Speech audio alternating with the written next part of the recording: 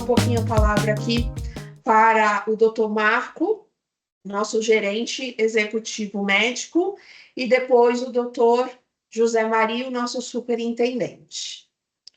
Bom, acho que aqui cabe primeiramente o agradecimento formal pelo tempo e certamente pelo conhecimento da professora Ana Maria Malik e da Mara, que nos atenderam assim prontamente para discutir um tema de grande relevância, sobretudo na atenção hospitalar, mas que caminha também para a atenção primária, conforme a gente já havia discutido anteriormente. Então, a gente vai ter muitas questões aí a serem colocadas e certamente vai ser de grande valia para todos aqui do Seconce, ou eu diria até com uma oportunidade única para a gente aproveitar essas duas professoras que estão conosco hoje. Obrigado. Doutor? Bom dia a todos, a todas. As pessoas que me antecederam, tanto a Mirtes como o Dr. Marco, já falaram o essencial. O objetivo dessas aulas não é fazer discurso, é ouvir as pessoas que são convidadas, e se são convidadas é porque certamente tem muito a nos oferecer. Então, eu espero que todos possam aproveitar da melhor forma possível essas nossas duas convidadas que vão proferir hoje essa apresentação. Obrigada, doutores. Eu gostaria de apresentar aqui, peço até desculpa se eu gaguejar, porque são pessoas de referência, são pessoas que eu tenho muita estima e consideração, acima de tudo. A professora Mara Machado, ela vai estar aqui conosco hoje, né? Fazendo aí a apresentação maravilhosa.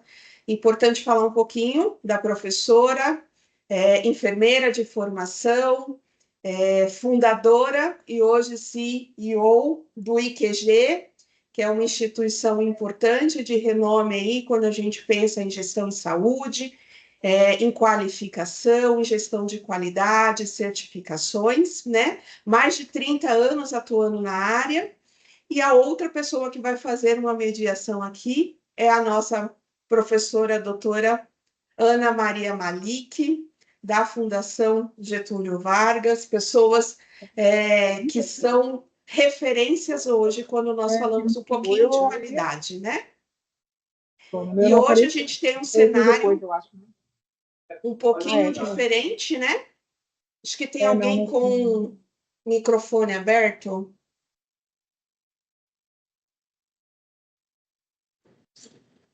Pede de novo. Por favor, feche o microfone, por gentileza. Hoje a gente tem um cenário um pouquinho diferente, né? E graças a Deus é assim, né? Até pouco tempo nós falávamos muito de gestão de qualidade em certificações de serviços de saúde voltados muito para a área hospitalar, né? E hoje nós já avançamos aí com esse conceito também para a atenção primária em saúde. Hoje a SASECONSE, ela tem esse cenário já empreendido em seus processos, em suas ações.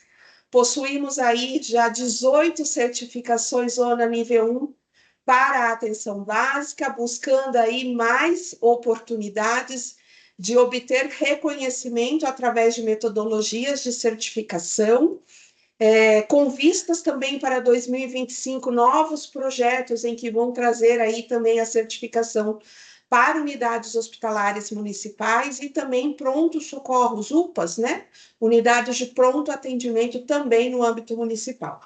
Isso vem acrescentando cada vez mais a busca pela melhoria de qualidade nos nossos serviços. Vou passar a palavra agora, vamos começar então com a professora Mara Machado. E vou pedir mais uma vez, por favor, fechem o microfone para a gente poder aproveitar ao máximo o conhecimento. Professora? Olá, estão me ouvindo? Tudo certo? Perfeito. Então, tá bom. Muito obrigada pelo convite.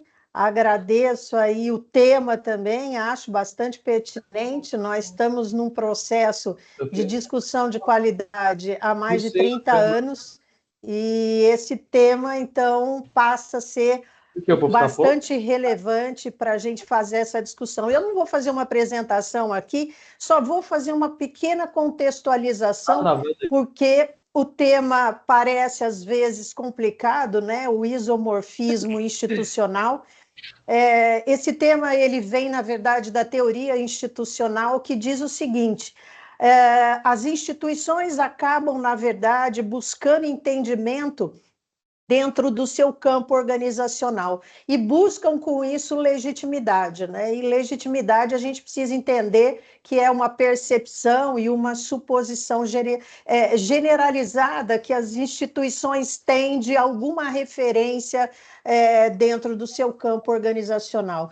Quando a gente fala de isomorfismo, a gente vai identificar bem quando a gente entende os 3 tipos que a saúde vive.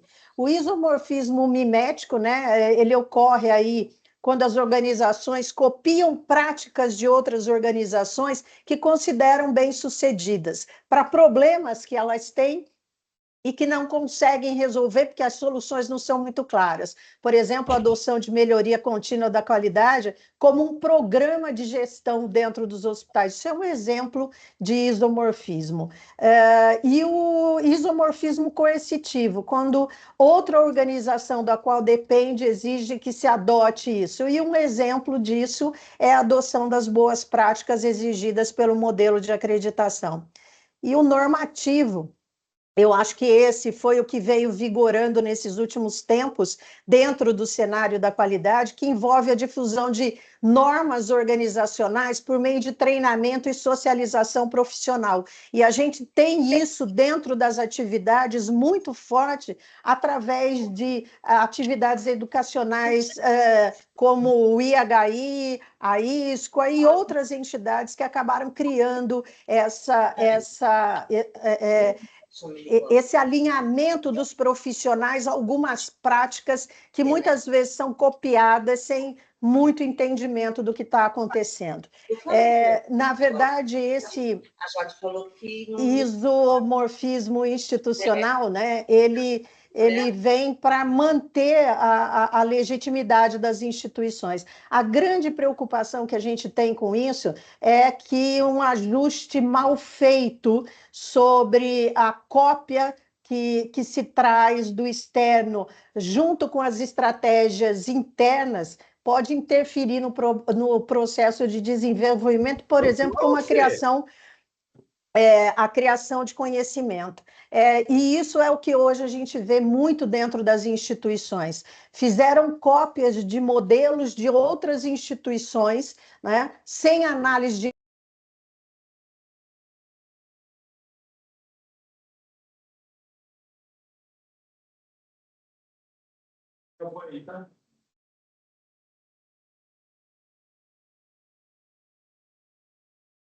É impressão minha ou a Mara emudeceu? Ela perdeu o som, perdeu a voz. Não estamos escutando, não. Eu acho que alguém fechou meu microfone. Estão Agora ouvindo abriu agora? de novo. Tá bom. Então, o que eu estava dizendo é que a maior complicação da questão das cópias de boas práticas de outras organizações é que as instituições de saúde têm profissionais do conhecimento, e o profissional do conhecimento, ele raramente aceita algumas práticas que são trazidas sem o consenso do contexto organizacional. Isso é uma boa razão para a gente entender a dificuldade que hoje as instituições têm para implementar protocolos, linhas de cuidado e outras coisas que vêm prontas e que muitas vezes não respeitam o contexto organizacional. Isso acaba criando uma burocracia, e hoje a burocracia das instituições de saúde para a implementação dessas práticas, ela é violenta, né? E isso tudo está ligado essa forma de não entender o que é que está se trazendo e a realidade organizacional. E onde é que nós chegamos com isso? A teoria hoje institucional, ela serve muito para explicar o comportamento das lideranças em saúde no Brasil.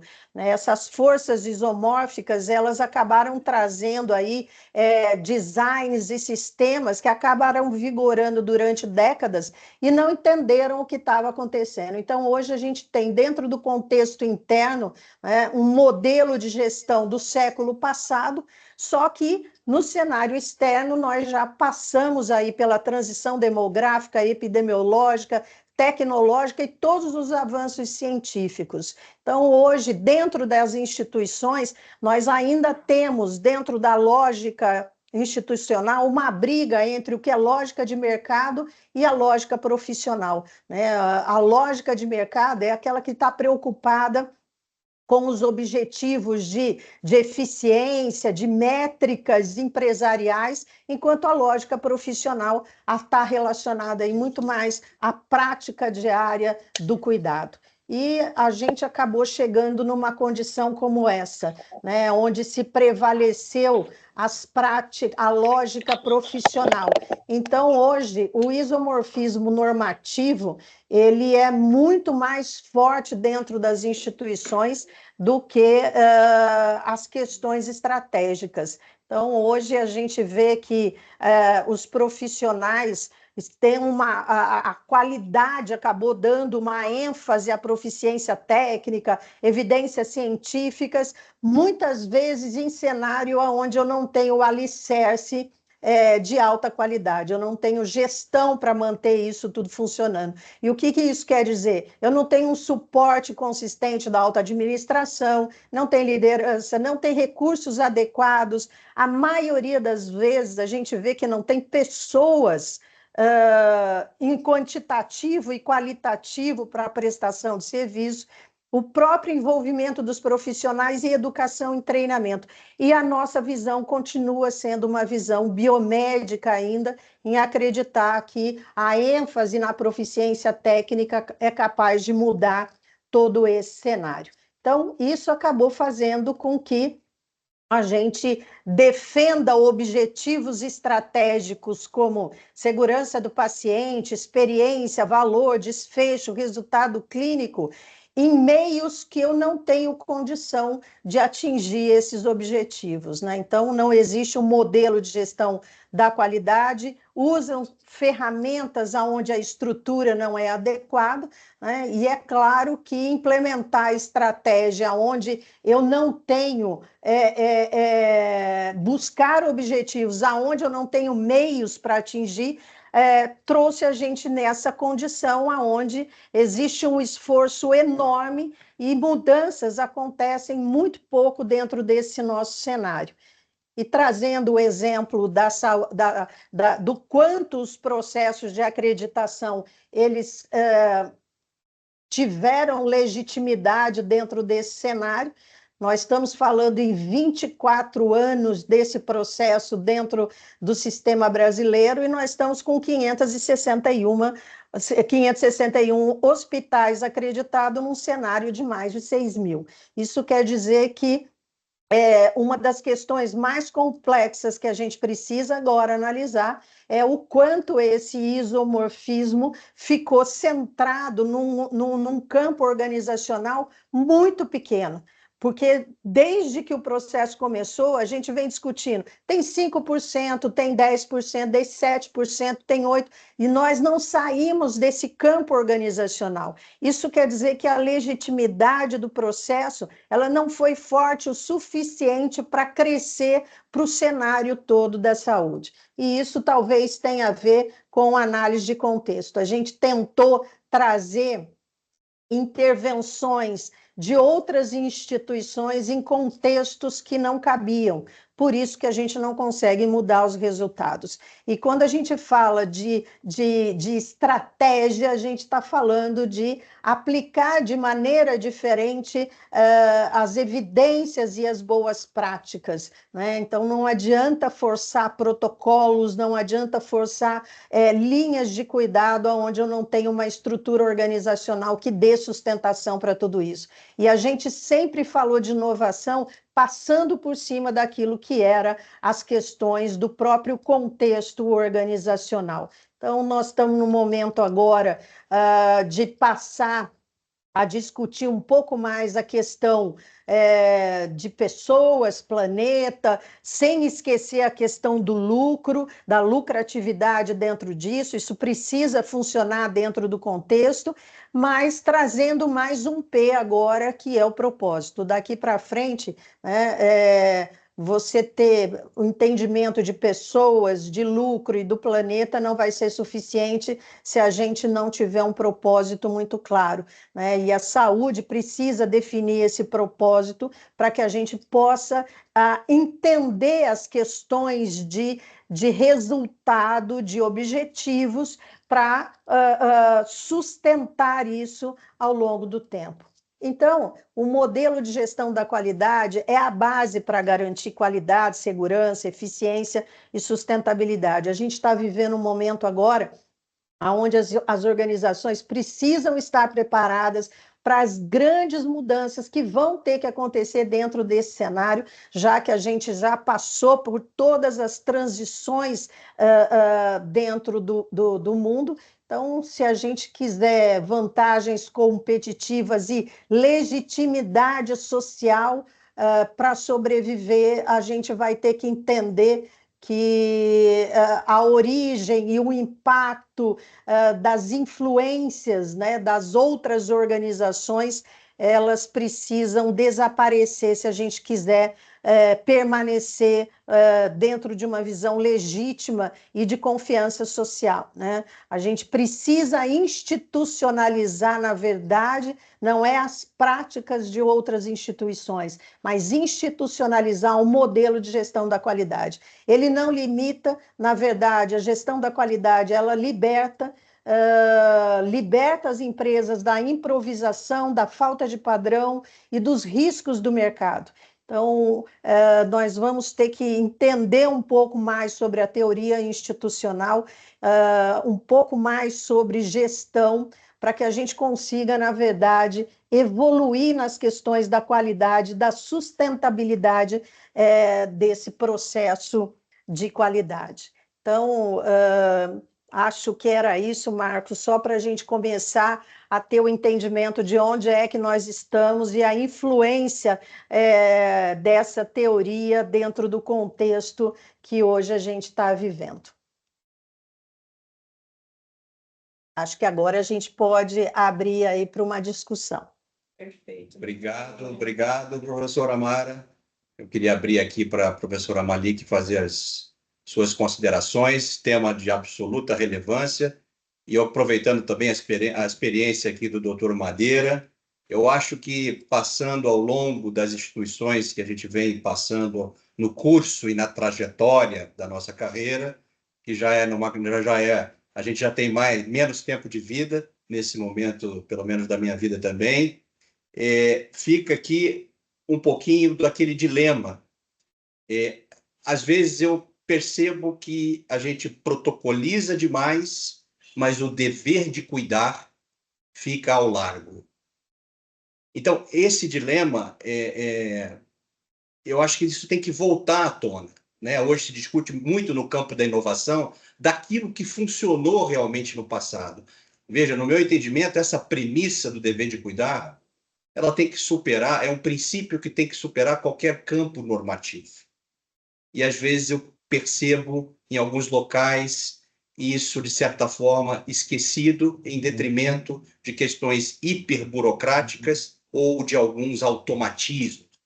Vamos colocar aqui no campo da ciência e da tecnologia. Então, professora Ana, por favor. Bom dia, um prazer enorme estar aqui. Eu queria agradecer a oportunidade de conversar com os meus amigos do Seconce. Volta e meia eu tropeço em alguém do Seconce em eventos, o que mostra que o Seconce está interessadíssimo em fazer educação continuada dos seus profissionais da área de saúde, né, da área de assistencial. Então, eu fico feliz de ter sido convidada para fazer esses comentários. Quero cumprimentar a Mara, porque a apresentação que você fez, Mara, me abriu um forte horizonte de coisa para eu comentar. Então, eu vou sair, digamos, do que seria o que eu comentaria de maneira genérica antes de ouvir a sua fala, porque é tanto ela quanto essas últimas palavras que o Marco colocou, são muito aquilo que se chama de alimento para o pensamento, né? Food for thought. Então, a primeira coisa é que a gente dá de barato que, desculpa, eu vou falar, como eu vou falar sem ter feito PowerPoint, eu vou falar de um jeito bem informal que me facilita a vida. Então, a primeira coisa que chama atenção, principalmente na discussão do isomorfismo, é que o isomorfismo tem a ver com a busca por ser igual, mas a grande pergunta é igual ao quê, afinal de contas, né? Então, primeiro, é importantíssimo dizer que um hospital, ou qualquer serviço de saúde, mas principalmente um hospital, não é nem igual a si mesmo, porque tem o hospital de manhã, o hospital da noite, o hospital do fim de semana, o hospital do feriado. E esses, no mínimo, são diferentes entre eles. Qualquer pessoa que já entrou num hospital sabe do que eu estou falando, certo? E se a gente ainda for falar das interpretações, o hospital da gestão não é o mesmo que o hospital dos médicos, que também não é o mesmo do hospital dos enfermeiros, né? Eu, de vez em quando, tenho muita vontade de trabalhar no hospital de algumas pessoas que trabalham no mesmo hospital que eu, mas que contam. Uma das palavras da moda hoje em dia é narrativa, então que tem narrativas diferentes sobre esse serviço. Além disso, qualquer serviço, mesmo as unidades básicas, as da rede e os hospitais, são diferentes uns dos outros e de si próprios, inclusive, em situações diferentes. Então, em época de pandemia, eles não são os mesmos do que em época de não pandemia ou em época de campanha. E a outra coisa que a gente precisa lembrar é que uma coisa é o serviço, a outra coisa são as coisas que tem no serviço, e a terceira categoria a ser analisada são as pessoas que, dependendo do dia em que elas estão, elas vão agir melhor ou pior, de maneira mais interessada ou menos, sem nenhuma maldade, simplesmente porque nós somos pessoas.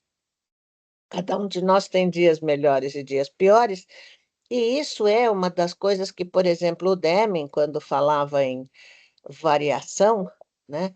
E a gente, quando fala em variação na área da saúde, assumindo que qualidade é tentar reduzir ao mínimo a variação incontrolável, todo mundo que trabalha em organizações prestadoras de serviços sabe que tem uma parte na qual a gente não consegue mexer enquanto a gente estiver trabalhando com pessoas e não com robôs, né? Eu acho que quando o mundo for, quando as organizações de saúde forem povoadas apenas por Da Vinci, estou brincando, porque isso nunca vai acontecer, aí seria mais fácil controlá-los, né? o, a máquina que faz o exame de laboratório não tem dor de cabeça, então enxerga menos celulinhas do que deveria. Aí, entrando numa. Primeiro, a Mara é uma pessoa mais otimista que eu. Nos números que eu levantei semana passada sobre serviços acreditados, hospitais acreditados no Brasil, o número que eu achei é um pouco diferente do dela, mas tanto faz. Quer dizer, o único que o site dá assim, plof, é a ONA. Os outros têm que contar, e a hora que a gente vai contar depende do dia que a gente está contando. Mas seja como for, a gente está abaixo de 10% dos hospitais do Brasil, mesmo que tenha gente que diga que hospital com menos de 50 leitos não pode ser considerado hospital, e hospital com menos de não sei quantas AIHs por mês também não pode ser considerado hospital. Mas, enfim, o que está escrito no cadastro é que é hospital, então pronto, acabou, é hospital. Agora, a primeira questão é, já que nós estamos com 20 anos de processo de acreditação no Brasil, e esses 20 anos de processo de acreditação no Brasil fizeram com que só nos levaram a ter menos de 10% de hospitais acreditados, isso nos leva a... Bom, tudo bem, no Brasil não é obrigatório o atestado de acreditação. O que seria obrigatório seria o alvará de funcionamento, mas esse também não é tão obrigatório assim. Então, eu acho que a gente tem que começar a pensar nisso, quer dizer, se pode não ser acreditado, legal, então, mas por que pode e por que que tem gente para quem, quer dizer, que precisa, que acha que precisa ser acreditado? Mas só para lembrar, né, já que eu sou idosa, e eu estava já trabalhando na época das primeiras acreditações Joint Commission no Brasil, que foi no ano 2000,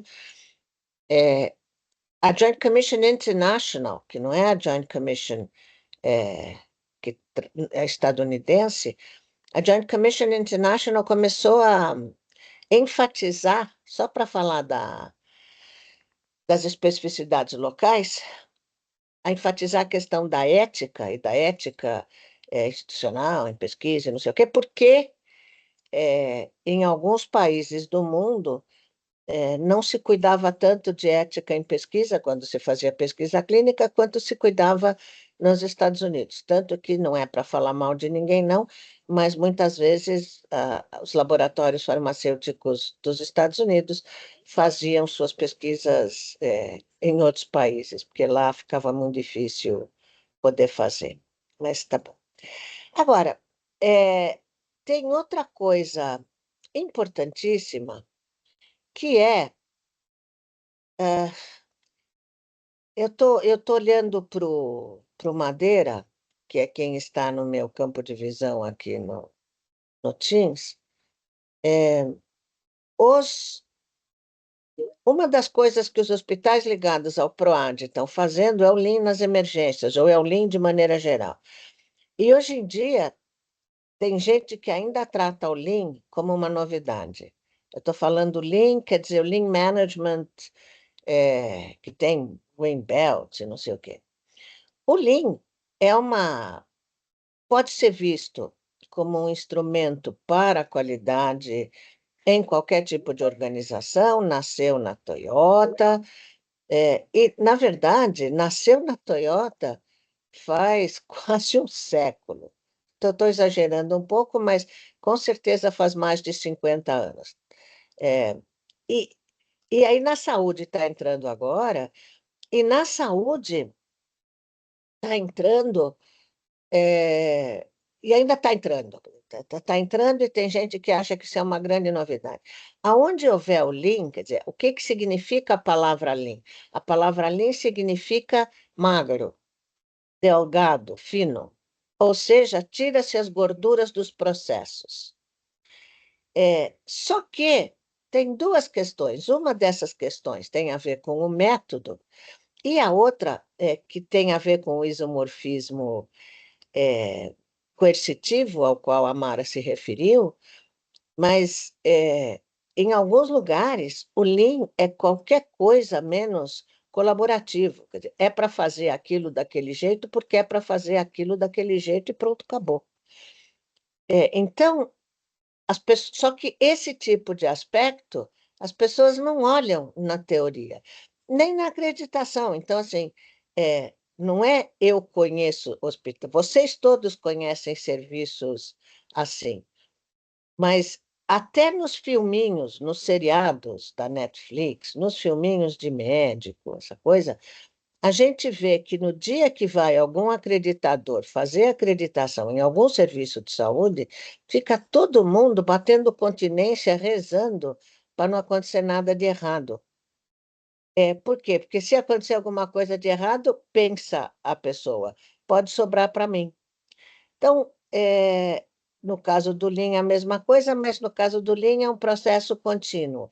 Não tem uma acreditação Lean, tem a implantação do Lean.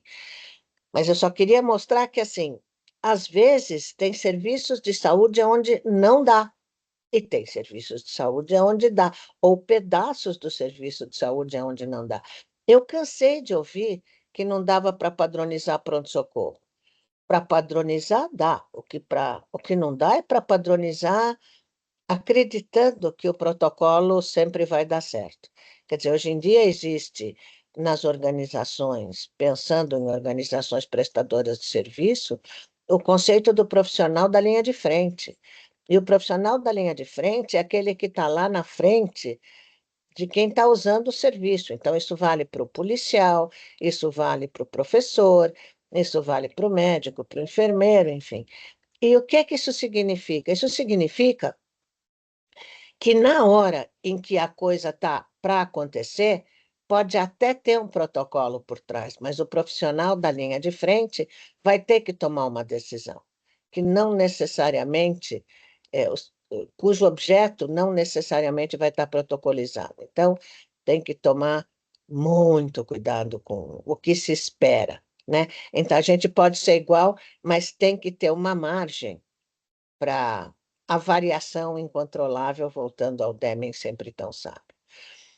A Mara trouxe aquela coisa do pessoas, planeta, lucratividade e propósito.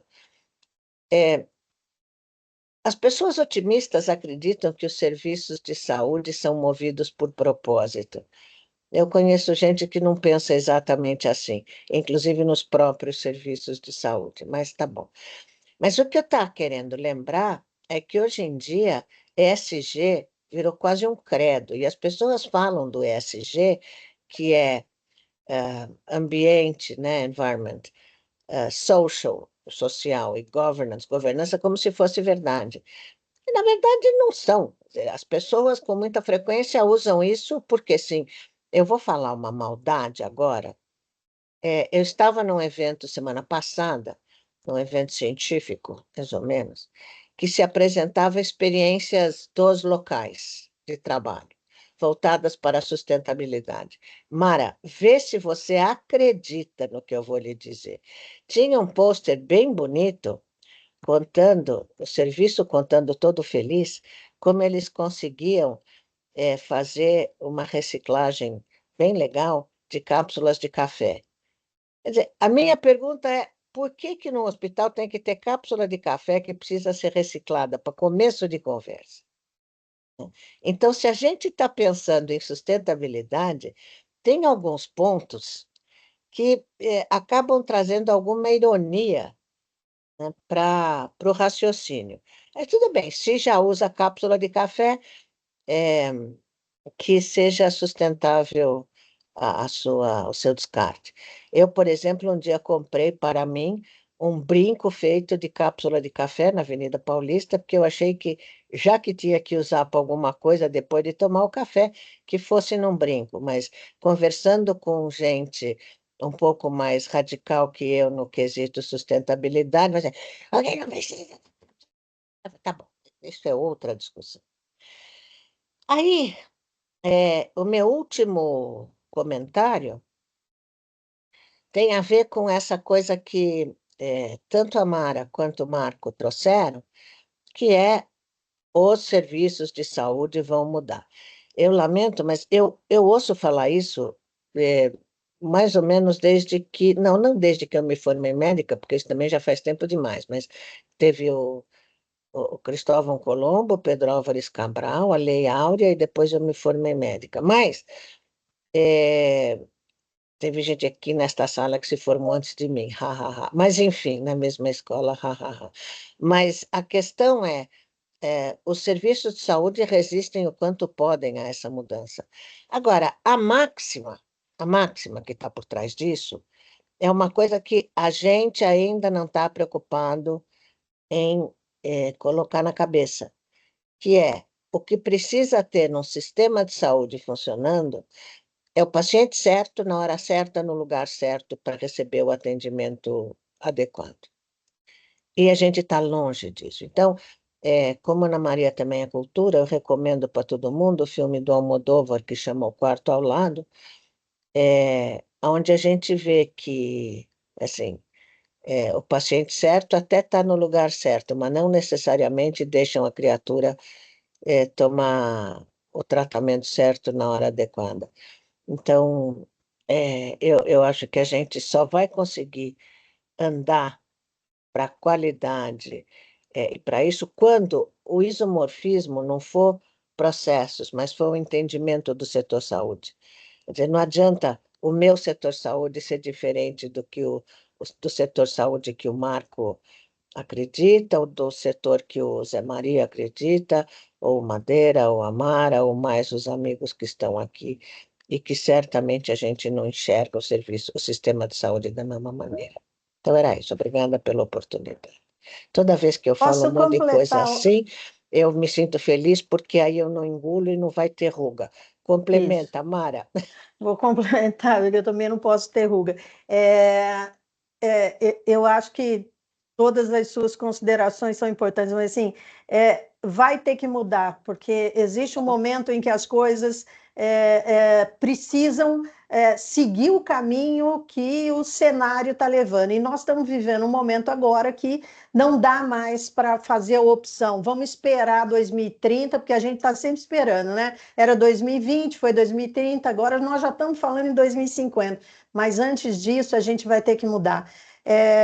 Das suas colocações, do que eu diria que assim, esse isomorfismo ele atrapalhou muito o nosso desenvolvimento, muito, porque hoje a gente legitimou algumas práticas que não cabem no nosso cenário, né? A gente legitimou práticas que vieram dos Estados Unidos, do Canadá, de outros países e que não cabem aqui dentro e que a gente continua acreditando ser um grande diferencial competitivo, né? A gente ainda tem instituições que acham que qualidade é acreditação. Tem acreditação, tem qualidade. Não tem gestão nenhuma, né? É aquilo, se prepara para acreditação e não para melhorar resultado, não entende de gestão. Então, eu vejo que o Zé Maria falou, a gente está saindo agora para as unidades básicas. Nós estamos indo para as unidades básicas com um modelo de avaliação de hospitais individuais, não de rede. As unidades básicas não podem ser vistas separadamente. Isto é isomorfismo, de não entender a estrutura básica do próprio SUS, que fala em redes integradas de atenção. E nós começamos a levar a acreditação para unidades isoladas. Estamos fragmentando ainda mais a própria estrutura do SUS, né? Então, eu acho que assim, nós chegamos nos processos de certificação de qualidade sem discutir absolutamente nada sobre modelo de gestão. Hoje, quando você fala de modelo de gestão, as pessoas fazem a referência à acreditação. Por isso que não legitimou o processo, não cresceu, não saiu de um grupo muito pequeno, de um corpo organizacional, e não deu voz ao restante do sistema de saúde, porque a gente discutiu acreditação, e não interessa um modelo, a acreditação não é modelo de gestão, né? Então, a gente precisa começar a discutir e preparar esses gestores para o entendimento do que é gestão da qualidade. Hoje você fala de instituições, eu sou nível 3, diamante, brilhante, não sei o quê, e você fala, cadê o planejamento da qualidade, cadê o controle da qualidade, cadê a garantia da qualidade? Ele não sabe. Ele sabe que ele tem um certificado pregado na parede. Então, eu acho que a gente tem aí ainda que amadurecer muito, o isomorfismo vai continuar aparecendo dentro das instituições. É claro que aquelas que amadurecerem, elas vão sair fora desse cenário e serão elas a fazer a grande mudança. Eu acredito, eu sou bem otimista ainda, viu, Malik? Ótimo. Para não ter ruga só por isso.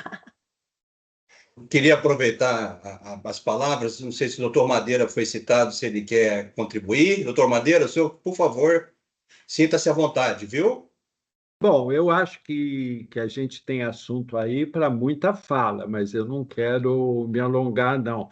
Mas, dentro de tudo aí, algumas coisinhas que eu queria pontuar, né? Primeiro que eu me formei na mesma escola que a Maria, né? Então, eu tenho muito mais anos de estrada. Os P's da Mara, que eu acho extremamente importantes, para mim, o grande desafio é o P de pessoas, viu, Mara? Enquanto a gente não tiver pessoas qualificadas, preparadas, todo o resto fica difícil. Acho não, eu tenho certeza que as instituições de saúde, as unidades de saúde, os hospitais, unidade básica, AMA, UPA, cresceram muito mais depressa nos anos de vida que eu tenho, né, dentro da medicina, desde que eu me formei em 1972, cresceram muito mais rápido do que a qualificação das pessoas. As pessoas não tinham qualificação. Eu assumi a direção do Menino Jesus pela primeira vez em 1993 e eu não tinha curso nenhum de administração, não tinha preparo nenhum. Eu era um médico legal lá que se destacava dentro do quadro do corpo clínico e virei diretor. Era assim que se fazia os diretores. E você aumentou demais, graças a Deus, né? Ainda bem, o acesso à saúde, o número de instituições, mas muito mais rápido do que se investiu na qualificação das pessoas para atender. Então, eu acho que o grande desafio que continua sendo é o P das pessoas mesmo, é ter gente capacitada, gabaritada, e a discussão dos modelos ideais. A questão do isomorfismo, eu concordo com vocês, mas as instituições continuam investindo em padronização.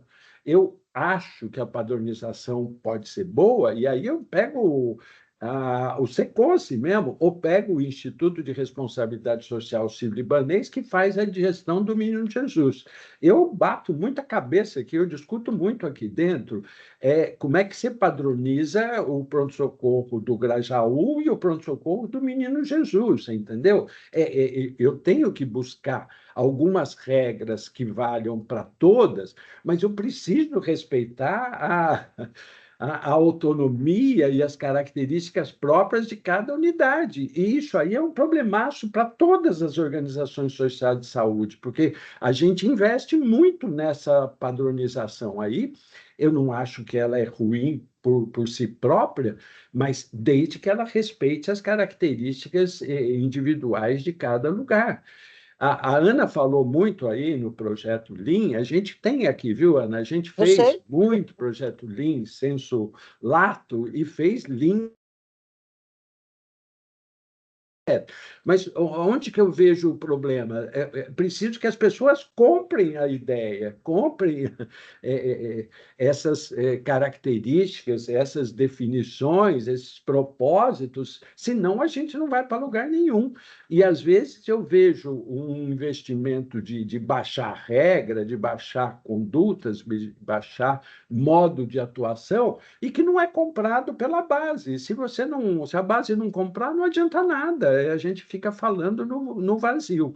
Então, para não me estender, eu não sou orador, mas só dando uma pitadinha aí, eu acho que nós estamos nisso aí. A gente precisa melhorar a qualificação das pessoas e precisa convencer as pessoas qual é o melhor caminho para a gestão das unidades de saúde, seja hospitalares, seja unidades básicas, e vai por aí afora, tá bom?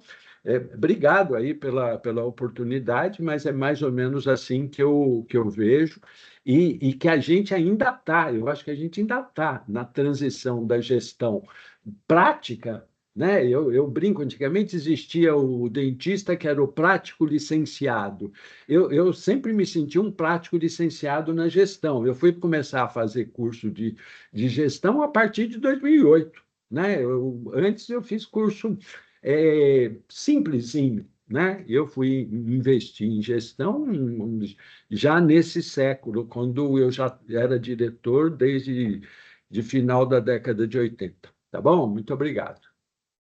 Eu vou complementar uma coisinha do Dr. Madeira. Eu achei super interessante a sua colocação, porque assim, a saúde, ela ainda vive um modelo de gestão que veio do século passado, da Revolução Industrial, né, onde o mote era comando e controle. E nós vivemos isso até hoje. Só que na Revolução Industrial, os trabalhadores não eram trabalhadores do conhecimento. Então, dava-se um comando, criava-se um POP, um procedimento, e eles cumpriam. E para que eles cumprissem, ainda tinha uma quantidade de supervisores para fazer isso. Nós hoje imitamos a prática do século passado. Cria-se um protocolo, dá um comando, e depois controla. Cria a menina do protocolo, os indicadores do protocolo. Tem protocolo que tem 5 checklists de controle para verificar se ele funciona. Criaram a figura de uma menina de controle, de protocolo. Então, assim, o modelo mental do gestor hoje está lá no século passado. Nós trabalhamos com o trabalhador do conhecimento. O trabalhador do conhecimento, ele tem autonomia, ele não pode ser restrito a isso. Então, não adianta querer padronizar o que está na tomada de decisão de um médico. Ele já foi credenciado. E ele tem toda uma estrutura de controle dentro da instituição que deve fazer isso, e não é o protocolo. E, infelizmente, doutor Madeira, o que nós fizemos com esse modelo de gestão do século passado foi eliminar o raciocínio clínico dos profissionais da área da saúde. Hoje, você pode perguntar para alguns médicos, mas por que está fazendo isso? E ele te responde, está no protocolo. Ele não consegue dizer para você por quê. E também não consegue dizer por que não. Nem porque sim, nem porque não. Está no protocolo e ele cumpre. Então, assim, a gente eliminou, e não foi só do médico, todos os profissionais, de um modo geral, perderam o raciocínio clínico, né? E você falou uma coisa super importante, pessoas. Hoje, a tecnologia está passando por cima das pessoas. Agora é a inteligência artificial. Todo mundo está achando que ela é a solução de todos os problemas que nós temos na saúde e que tudo será resolvido com ela. A tecnologia, ela muda 5% das atividades. O que muda as atividades são pessoas e processos. Então, não adianta tecnologia se você não tem pessoas e não tem processos organizados. A gente viu isso com o prontuário eletrônico. O prontuário eletrônico deu no quê? Não tinha pessoas e não tinha processos padronizados. Hoje a gente não tem informação qualificada que saia do prontuário eletrônico. E tinha a menina que transcrevia. Ainda tem a menina. E aí eu levantei a mão só para dizer, Mara, que talvez mais cedo ou mais tarde a menina do protocolo possa ser um avatar, que pode ser uma menina ou um menino ou um menine. Olha Agora, só. porque gastar gente para fazer isso, por favor, não. Só para contar para vocês uma piadinha que circula Oh. entre médicos antigos do meu grupo, todos que conhecem a Malik, é que a gente ainda vai colocar no atestado de óbito protocolo. Causa mortes, protocolo. Bem Mas em cima com do que você falou, certeza. Mara. Protocoloma. Com certeza. Com Chega ao certeza. ponto, né, Mara, professora e doutor Madeira, da gente ter que criar o protocolo do protocolo da disseminação. Não tem hora. Isso. E aí Isso. entra no ciclo sem fim e o dever de cuidar acaba sendo esquecido. Uma vez eu ouvi uma frase, não é minha e não sei de quem é, mas faço aqui a referência de que não é minha, mas que se encaixa muito bem a isso tudo, né? Protocolos, diretrizes, guidelines. São trilhas e não trilhos. A pessoa precisa ter a cognição naquele momento e tomar a melhor atitude com humanidade, compaixão e contextualizando o paciente como um todo. Cognição é uma coisa que é completamente diferente de uma que rima, mas que é intenção. Quer dizer, tem muita gente que tem a melhor intenção do mundo, mas faltando a cognição, Eu não vou dizer o que dá, porque nós estamos num ambiente seleto. E, por fim, eu queria colocar uma última pergunta para as professoras. Eu confesso a minha ansiedade. Eu sou um Não ser fique. humano ansioso, como todo mundo conhece. Cadê os resultados depois de tanto investimento em padronização, em sistemas de qualidade, de forma muito conspícua? Qual é o impacto nos resultados, nos desfechos? A gente já tem isso, Mara, muito sólido, evidenciado do ponto de vista científico. Não, o que a gente tem é que assim os eventos continuam acontecendo, por mais que coloquem debaixo do tapete, né? Hoje eu entro em 24 estados do país e não faço nenhuma distinção. Tudo que nós discutíamos há 20 anos atrás, 30 anos atrás, continua acontecendo, com maior intensidade. É que nós aprendemos a entregar resultados, né? Resultados que só acredita o diretor da unidade, né? Porque para quem mostra, se diz, não é possível. Olhando essas pessoas, olhando essa estrutura, não é possível o que estão apresentando. Então, hoje, quem faz avaliação externa também aprendeu, né, a não criar crise dentro do mercado e para não perder amizade com ninguém. Mas a gente sabe que assim a situação piorou muito. Nós estamos vivendo uma realidade hoje nas portas dos hospitais e nas UPAs que a gente nunca podia imaginar. Esses dias eu estava na MB e estavam discutindo a quantidade de médicos hoje que já estão na ativa e que não fizeram residência, e que não vão fazer residência e não querem fazer residência. São meninos que acabaram saindo e indo direto para as portas das emergências. Então, assim, nós estamos vivendo agora um momento até para se fazer uma reflexão. O que melhorou tudo isso? Na verdade, a gente criou um sistema, né, que só nós acreditamos que está indo bem, que está acreditado, que tem protocolo, mas a realidade do dia a dia ela é assustadora.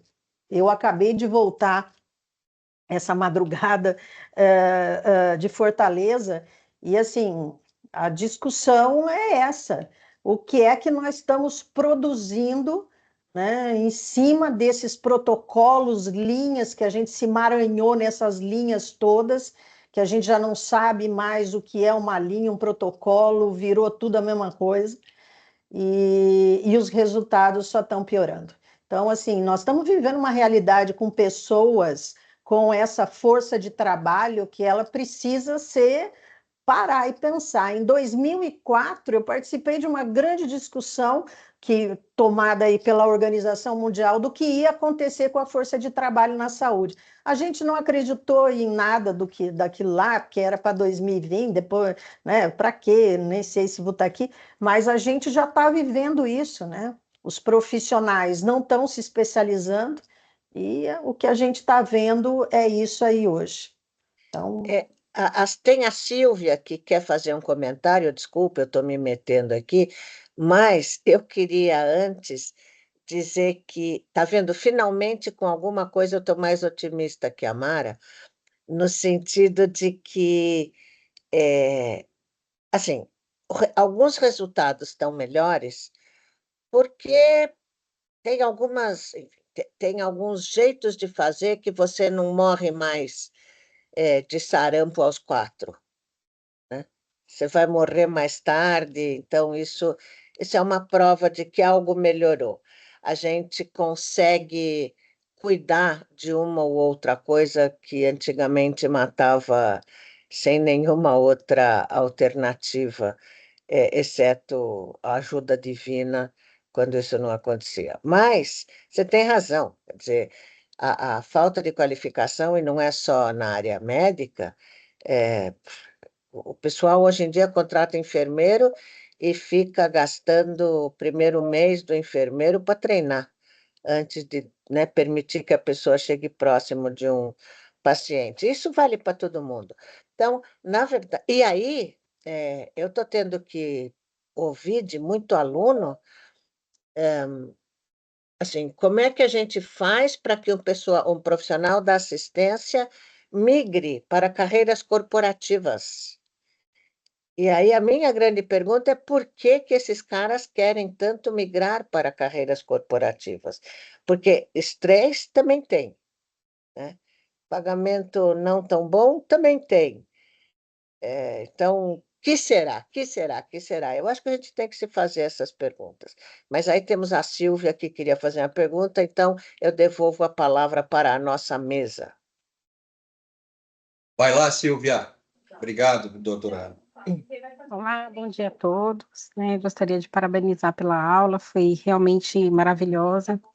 E gostaria, então, de aproveitar a oportunidade, né, que temos essas seletas professoras para fazer uma pergunta, não sei se uma pergunta ou uma reflexão, né? Pegando na linha do Dr. Madeira, né, que eu acho que realmente o maior desafio é pessoas, né?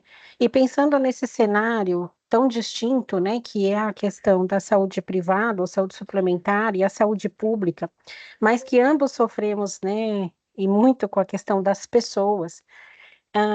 O que será que nos falta quando a gente olha para outros países, né?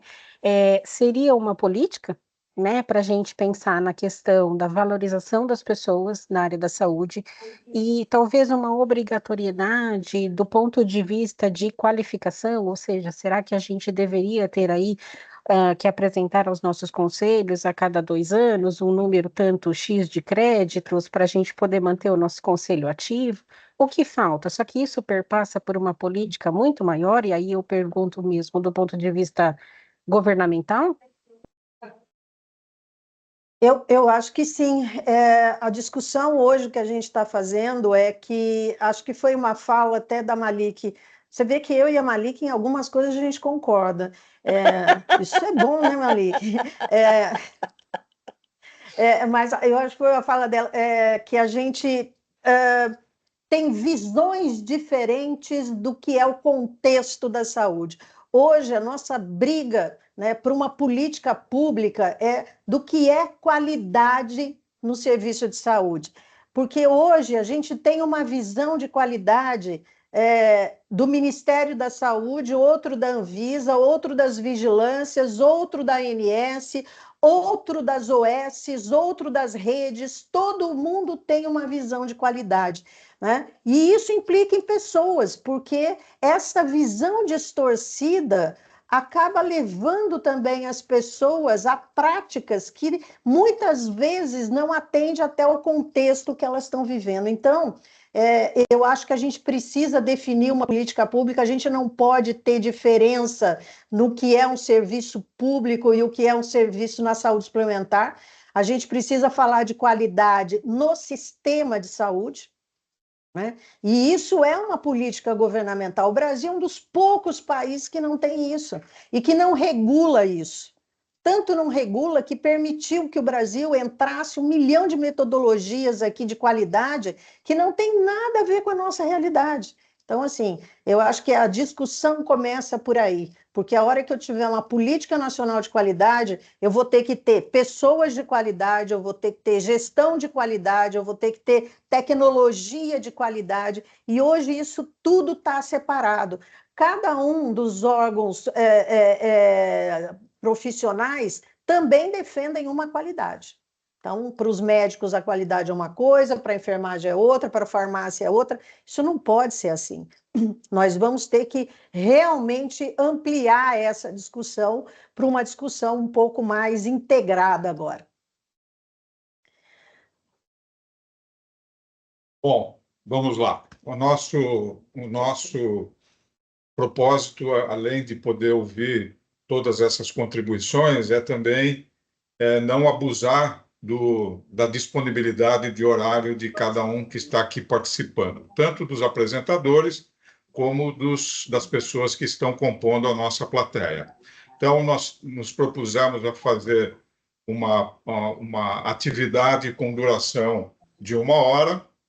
Eu sei que as perguntas devem existir ainda em grande quantidade. Eu mesmo tinha aqui uma listinha, mas eu vou me conformar em fazer isso num outro momento. Então, eu queria agradecer muito pela participação, tanto da Ana Maria Malik, como do professor Madeira, como da Mara.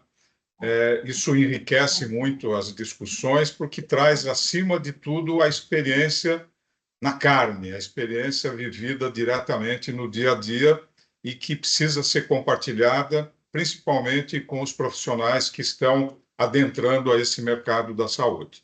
Então, eu agradeço muito.